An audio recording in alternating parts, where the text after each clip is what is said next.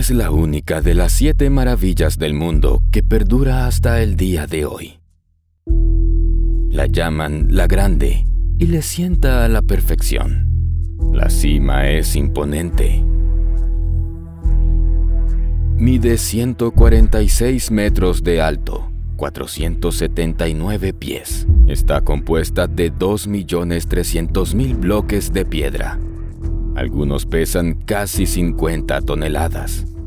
Toda la estructura pesa alrededor de 6 millones de toneladas. Son como 16 Empire State Building juntos.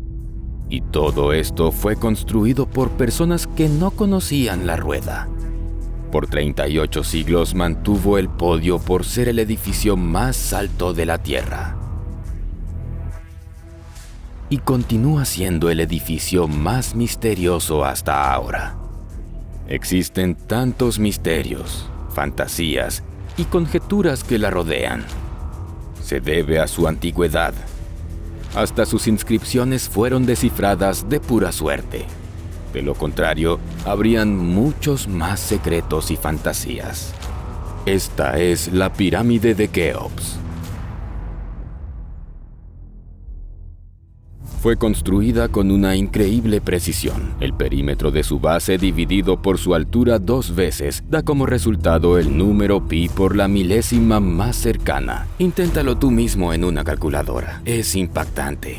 Definitivamente, esto no fue una coincidencia, ya que la proporción hubiera sido diferente si los antiguos egipcios hubieran hecho la pirámide más alta o más baja por tan solo 1 metro. Fue construida hace tanto tiempo por personas que ni siquiera se imaginaban en el pueblo que después se convertiría a Roma. Por cierto, subestimamos en gran medida la edad de la pirámide debido a nuestra percepción del pasado tan lejano.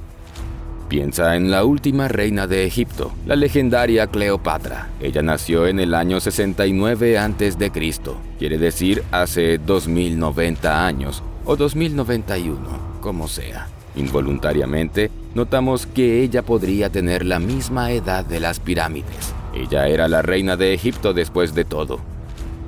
Pero la construcción de la Gran Pirámide finalizó aproximadamente en el año 2540 a.C.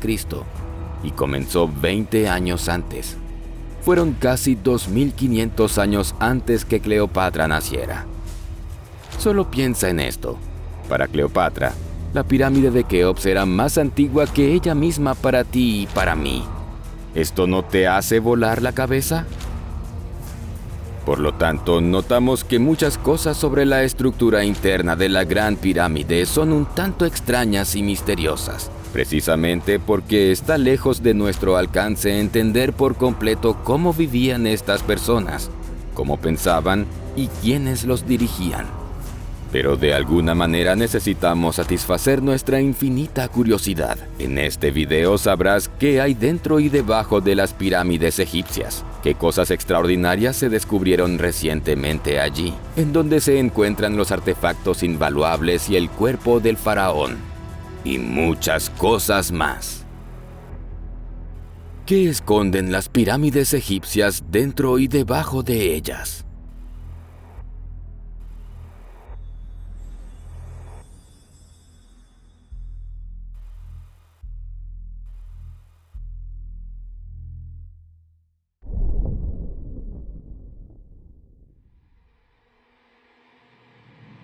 ¿Cómo puedes ingresar a la pirámide? En un principio, solo había una entrada a la Gran Pirámide, la que fue hecha por los constructores. Está ubicada en la parte norte, a 7,9 metros, 25,92 pies, al este de la línea central de la pirámide. Esta distancia es igual a 15 cúbitos reales. El sistema de medida de los egipcios se basaba en las proporciones del cuerpo humano. El cúbito fue la principal unidad de medida y era igual a la distancia que hay desde el codo hasta la punta de los dedos. Por lo tanto, los constructores de las pirámides aplicaban el cúbito normal, mientras que el cúbito real era utilizado para determinar el tamaño de los cuartos internos, con el ataúd del faraón incluido. Aunque esta es la entrada original, hay otra que se usa más comúnmente, llamada túnel de los ladrones. Este nombre tan extraño proviene de la propia naturaleza del pasaje. Fue construido por ladrones, nadie sabe cuándo, quienes saquearon las tumbas durante siglos. Esto sucedió miles de años antes de Lara Croft, y los científicos aún no lograron llegar a un consenso sobre cuándo y quién estuvo tan confundido para excavar un pasaje de 27 metros de largo, 88,58 pies, en mampostería sólida.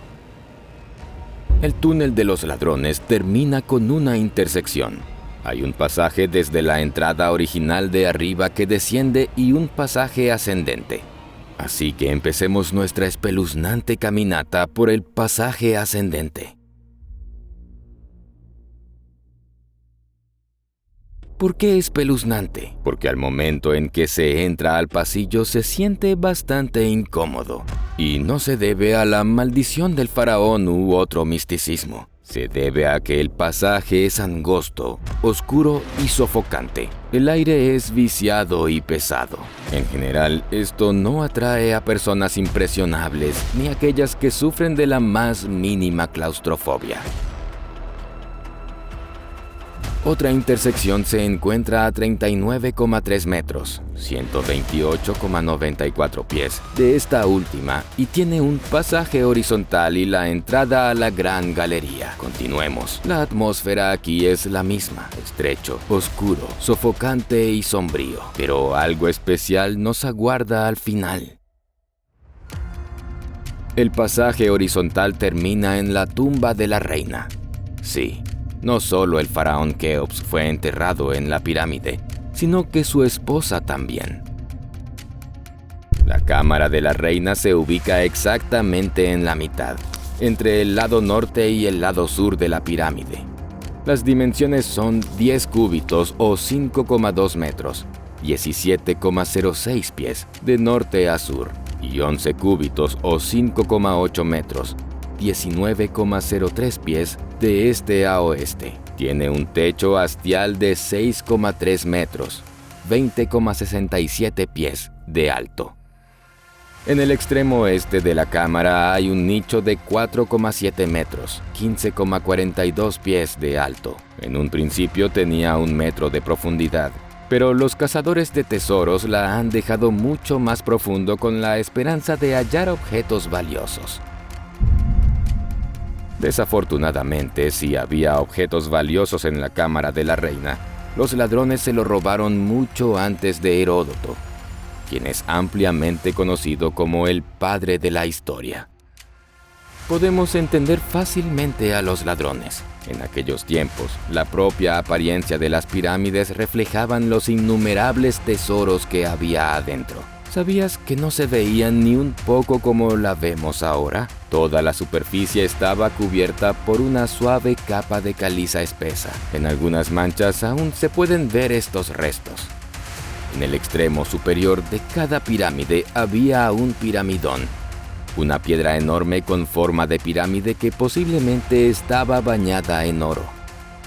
Si era dorado, el piramidón brillaba con esplendor ante los rayos del sol, coronando la blanca pirámide y esparciendo la grandeza del faraón por 10 kilómetros a la redonda. Inclusive ahora, este esplendor hubiera deslumbrado a cualquiera con su magnificencia y grandeza. Sin dudas, esto atrajo mucho a la antigua civilización. Regresemos a la intersección y posicionémonos en el pasaje ascendente nuevamente. A pocos metros se conecta con la gran galería. Aquí, al fin, puedes ver con más claridad y respirar tranquilamente. Aunque el pasaje se vuelve un poco más ancho, ya tiene la sorprendente altura de 8,6 metros, 28,22 pies. En la gran galería, debemos subir 46,68 metros, 153,15 pies por la pendiente. Al recorrer toda esta distancia y con la vista hacia arriba, se puede apreciar la extraña forma que tienen las paredes del pasillo. Pareciera que se inclinaran hacia adentro, por lo que el techo de la gran galería solo tiene 1 metro de ancho. De hecho, esto no se debe a la falta de consideración, todo lo contrario, se debe al máximo esfuerzo que hicieron los obreros durante la construcción. Así, los antiguos ingenieros calculaban meticulosamente la forma y el orden de la secuencia, con el fin de que la presión de una masa de roca gigante no rompiera el techo y bloqueara el pasaje.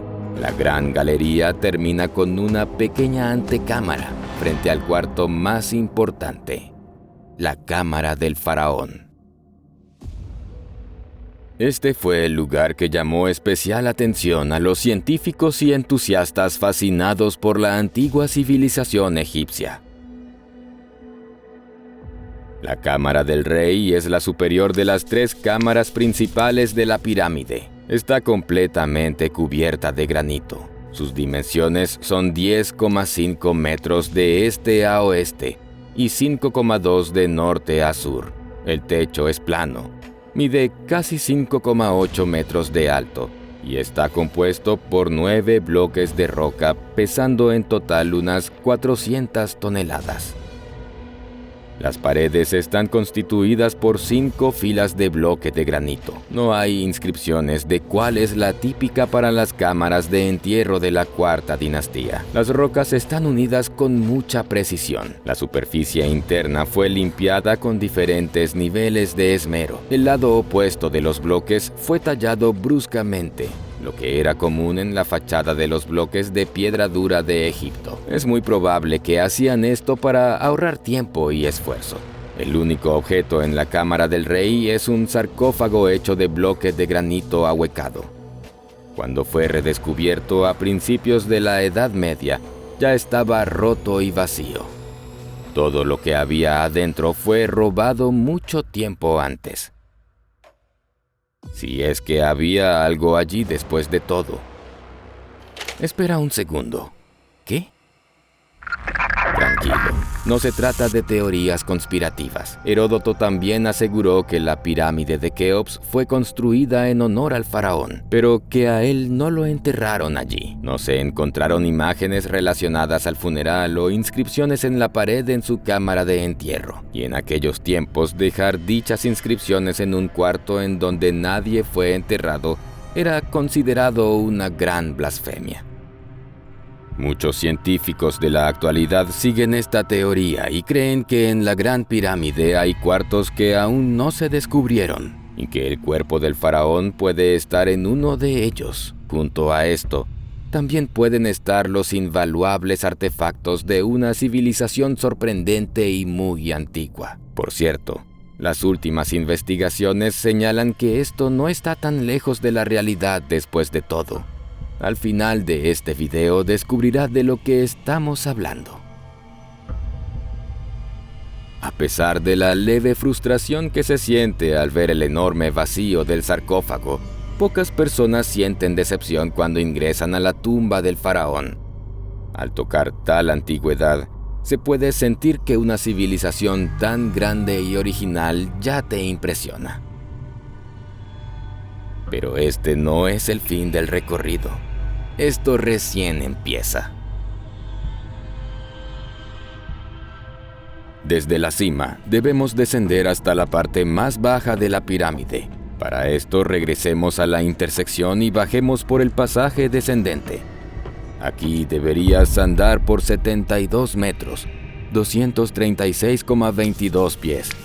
Lo que lo vuelve especial es que la mayoría de los caminos no pasan por adentro de la pirámide, sino por debajo. El pasaje está esculpido dentro de la caliza que sirve como cimiento natural para la Gran Pirámide.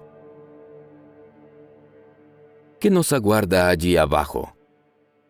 Otro misterio. Una cámara inconclusa que mide casi 27 metros, 88,58 pies, por debajo del nivel de la base de la pirámide. Las dimensiones son aproximadamente 8,4 metros, 27,56 pies, de norte a sur y 14,1 metros, 46,26 pies, de este a oeste. Esto sería casi 4 metros, 13,12 pies de alto.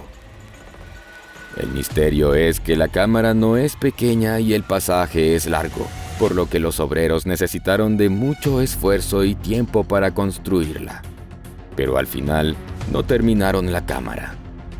¿Qué se habrá interpuesto en su camino? ¿Y para qué era la cámara? No existe una sola respuesta para estas preguntas dentro de la comunidad científica y esta ecuación tiene muchos interrogantes. Muchos investigadores se apegan a teorías simples, libres de misticismo o alguna pretensión. Por ejemplo, un famoso egiptólogo, Chris Naunton, contó en una entrevista sobre su visión.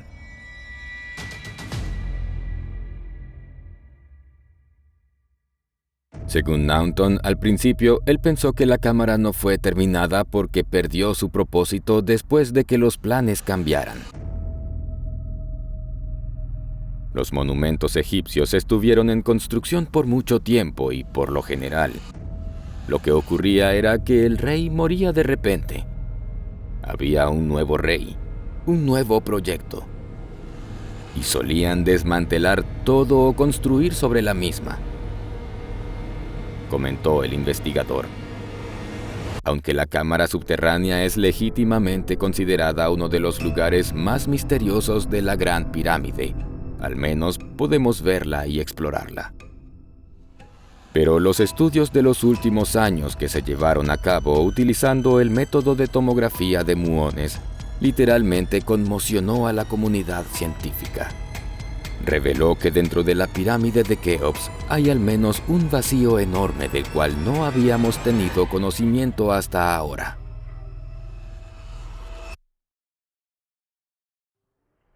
En 2015 se lanzó un proyecto muy prometedor y de alta tecnología, Scan Pyramids. Científicos de las universidades de Nagoya, París y El Cairo utilizaron detectores especiales de partículas cósmicas para encontrar anomalías dentro de la pirámide. Este método se podría llegar a comparar con los rayos X. En los espacios accesibles de la pirámide, los científicos ubicaron placas altamente sensibles que registran partículas masivas llamadas muones. Estas partículas llegan directamente del espacio externo y penetran la pirámide, dejando una cierta proyección de la densidad de la sustancia sobre las placas detectoras. En consecuencia, en octubre de 2017, los participantes del proyecto Scan Pyramids anunciaron un sensacional descubrimiento. Lograron detectar muchos vacíos en la pirámide desconocidos previamente. Al menos una cavidad fue claramente detectable. Se encuentra arriba de la Gran Galería. Mide casi 30 metros de largo y tiene el mismo ancho que la galería. Incluso empezaron a suponer que estas son las tumbas reales del faraón y su esposa. Los arqueólogos y egiptólogos rechazaron rotundamente esta idea, señalando que los físicos malinterpretaron los datos. Los experimentos se repitieron muchas veces con diferentes equipamientos y diferentes grupos de personas. Los escépticos deben admitirlo. El gran vacío sin dudas existe.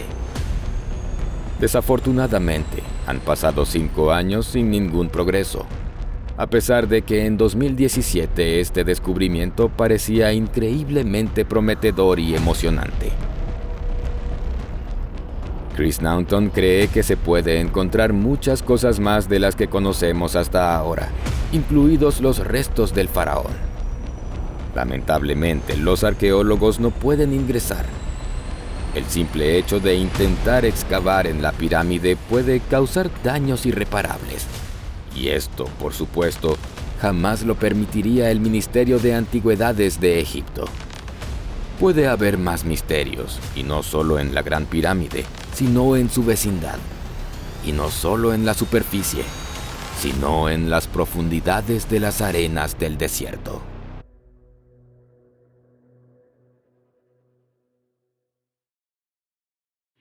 Este tema cobró protagonismo por primera vez en el siglo XXI. Así, en 2009, el explorador británico Andrew Collins dijo que había encontrado todo un mundo subterráneo perdido de los faraones, desconocido hasta entonces. Eso es, ni más ni menos. Afirmó que bajo las pirámides de Giza se escondía un enorme sistema de cuevas, cámaras y túneles. Todo un complejo subterráneo habitado por murciélagos y arañas venenosas, justo en la piedra caliza bajo las pirámides. Allí abajo hay arqueología intacta, así como un delicado ecosistema que incluye colonias de murciélagos y una especie de araña que hemos identificado provisionalmente como la viuda blanca, dijo Collins.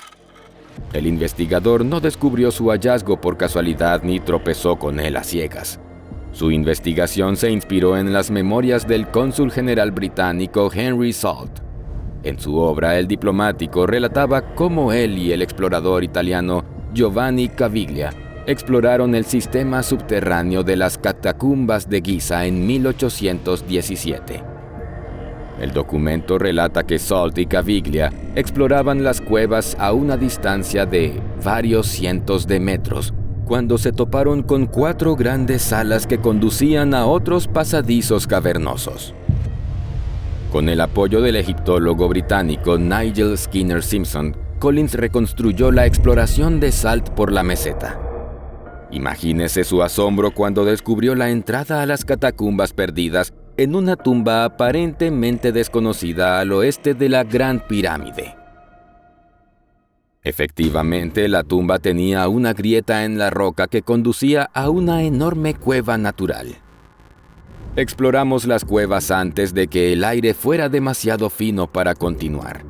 Son muy peligrosas, con pozos y oquedades invisibles, colonias de murciélagos y arañas venenosas, explicó Collins. Por desgracia, el investigador no aportó pruebas claras, quizá por motivos de seguridad, pero otros egiptólogos llamaron la atención sobre la falta de datos concretos, criticando las conclusiones de Collins. Collins sugirió que unas cuevas naturales de decenas de miles, si no cientos de miles de años, podrían haber inspirado a los antiguos egipcios no solo al desarrollo de las pirámides, sino también su propia creencia en el inframundo. De hecho, Giza era conocida en la antigüedad como Rostau, que significa boca de los pasadizos, y se cree que estos conducían al misterioso espacio subterráneo.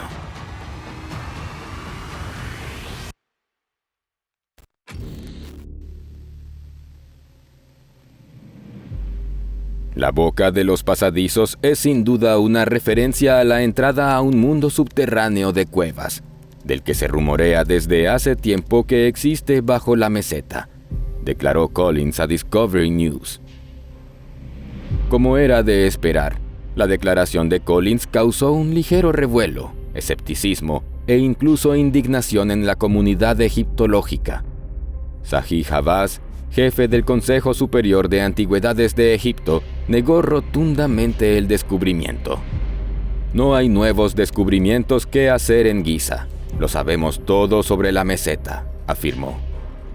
Pero Collins señaló que tras una exhaustiva investigación, no encontró ninguna mención moderna de las cuevas. Que sepamos, no se ha escrito ni registrado nada sobre estas cuevas desde las exploraciones de Salt.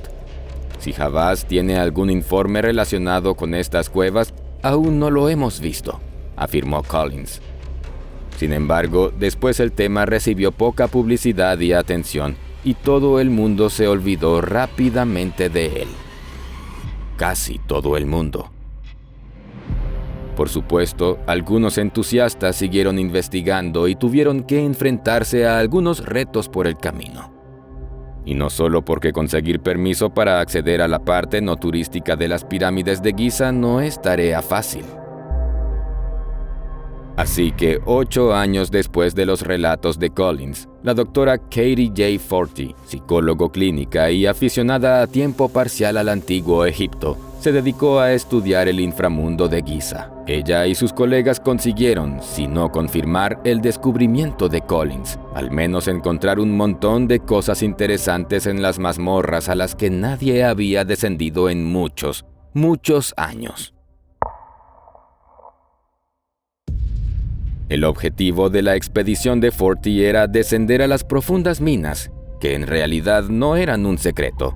pero no tenían especial publicidad en las fuentes populares. Resultó que es difícil obtener permiso para explorar lo que hay bajo la meseta de Giza. Las negociaciones para entrar en las minas ocultas comenzaron en 2017. Según Katie, al principio, las autoridades egipcias recibieron al equipo con recelo. Les llevó mucho tiempo averiguar quiénes eran, qué querían y cómo se habían enterado siquiera de la existencia de las minas. Afirmaban que nadie había estado allí desde hacía décadas. Al principio, al equipo de Forti se le negó el acceso, pero luego consiguieron el permiso. Al hacerlo, Katie abrió involuntariamente el camino a otros exploradores, demostrando que es posible entrar en las mazmorras, al menos sobre el papel, y que no está estrictamente prohibido. Forti cuenta que a las 4:30 de la mañana ella, junto con su compañero y un inspector de la meseta de Giza, deambularon por las arenas del desierto hasta la entrada de la mina con unas linternas. Se trataba de algo muy serio e incluso iban acompañados por una escolta de la policía militar. Les condujeron a una entrada sombría con una reja de hierro. El inspector les aconsejó que tuvieran cuidado y dijo que el grupo debía esperar hasta 3 niveles inferiores. Los pasadizos más lejanos a los túneles de agua están a más de 38 metros bajo tierra.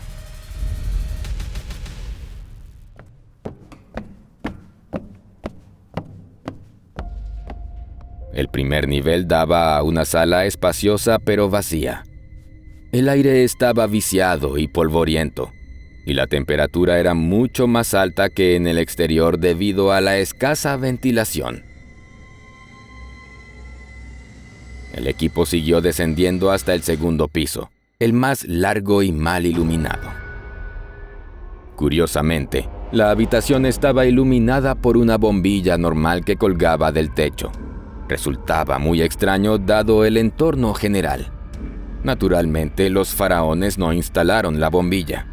Lo hicieron hace muchos años trabajadores desconocidos y nadie recuerda qué hacían aquí.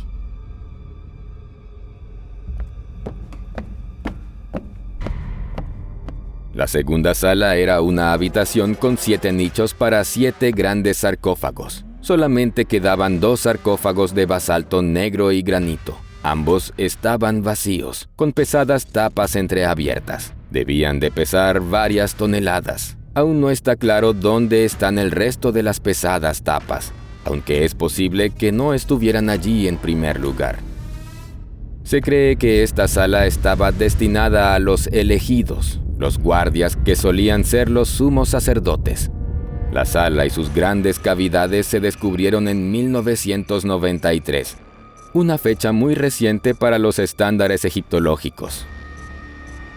La mina de Osiris fue descubierta incluso antes, en 1933 a 1934, por el famoso egiptólogo Selim Hassan. Según él, la tumba data del período saíta, es decir, de la 26ª dinastía, alrededor del año 600 a.C., y la calificó como el ejemplo más inusual de este tipo de tumba. Otros discuten esta datación y creen que se remonta a épocas incluso anteriores. En aquella época se llevaron a cabo en Giza investigaciones a gran escala en las que participaron expediciones de varios países. Algunos de los hallazgos descritos nos hacen reconsiderar muchas ideas sobre lo que hay debajo de las pirámides. En 1935, historias absolutamente increíbles siguieron a un proyecto de 10 años de excavación y limpieza de los pasadizos. Un artículo publicado ese mismo año por Hamilton and Wright describía vastos espacios creados por el hombre bajo Giza. El artículo decía: hemos descubierto una vía subterránea utilizada por los antiguos egipcios de hace 5000 años. Pasa por debajo de la calzada que conduce entre la segunda pirámide y la Esfinge. Proporciona un medio para pasar por debajo de la calzada de la pirámide de Keops a la pirámide de Kefren. A partir de esta vía subterránea, hemos desenterrado una serie de pozos que descienden más de 125 pies, con amplios patios y cámaras laterales. Como muchos otros descubrimientos, las autoridades egipcias niegan esta información a pesar de las pruebas acuciantes. Volvamos a la expedición de Katie Forty. La última frontera que ella y su compañero pasaron les llevó a la última mina. Y aquí se hizo difícil pasar, ya que la mina estaba inundada. Sí, había mucha agua en el desierto egipcio, justo debajo de la pirámide, y ha estado aquí durante mucho tiempo. Al menos se sabe que en 1934 la tercera cámara ya estaba bajo el agua.